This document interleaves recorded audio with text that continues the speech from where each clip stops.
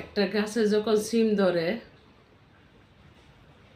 সিমগুলো বড় হইতে হইতে সিমের ভিতরে বিচি হয়।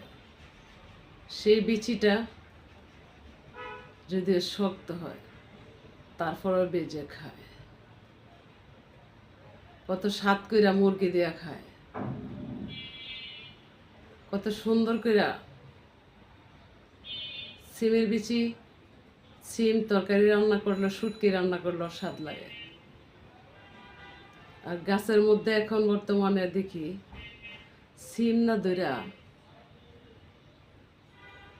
বিষ ধরে, যে বিষ খাইলে মানুষ মরে। আমি মনে করি সিম গাছ লাগান, সিম ধরবে, সিমের মধ্যে বিচি হবে,